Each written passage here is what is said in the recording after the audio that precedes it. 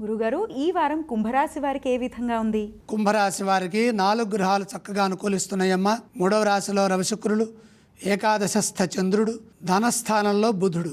ఉద్యోగంలో శుభప్రదమైనటువంటి ఫలితాలు సూర్యనారాయణమూర్తి తృతీయంలో ఉచ్చులో ఉండడం ద్వారా కలుగుతాయి. కృషికి తగిన ప్రతిఫలం లభిస్తుంది. ఆత్మవిశ్వాసం పెరుగుతుంది. తగినంత ప్రోత్సాహం తోటివారి నుండి లభిస్తుంది. అధికారుల నుండి ప్రశంసలుంటాయి. అభివృద్ధిని సాధించడానికి ఇది మంచి కాలము. సూర్యుడు ఒక్కడు ఉచ్చులో ఉండి యోగిస్తున్నటువంటి సందర్భం సంవత్సరానికి ఒక్కసారి మాత్రమే వస్తుంది.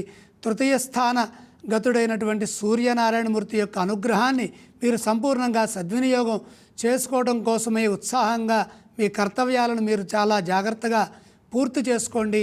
అన్నిటా విజయం లభిస్తుంది. అభివృద్ధిని సాధించడానికి యోగ్యమైన కాలం. ఏకాగ్రతతో సకాలంలో పనిచేసి శుభాలను సాధించాలి.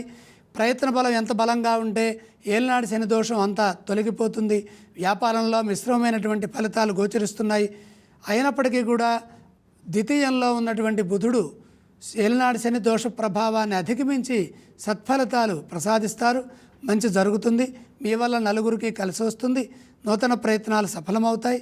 బుద్ధి బలంతో ఆలోచించి మేలైన భవిష్యత్తుని సాధించండి. ధనయోగం విశేషంగా ఉంటుంది. ఆర్థిక లాభాలు కలుగుతాయి. ధనాన్ని పొదుపు చేయండి. మొహమాటం వల్ల ఖర్చులు పెరగకుండా చూసుకోవాలి.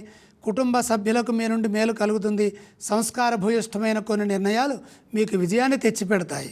కాలం అనుకూలంగా ఉంది. అభీష్ట సిద్ధి కలుగుతుంది. మనశ్శాంతి కూడా లభిస్తుంది. గురుగారు, కుంభరాశి వారు ఈ వారం ఏ స్తోత్రాన్ని పఠించాలి? కుంభరాశి వారి ఇష్టదేవతను స్మరించండి. అలాగే గురుగారు, కుంభరాశి వారు ఏ ఆలయాలను సందర్శిస్తే శుభ ఫలితాలు కలుగుతాయో తెలియచేస్తారా? కుంభరాశి వారు ఇష్టదేవతను దర్శించండి.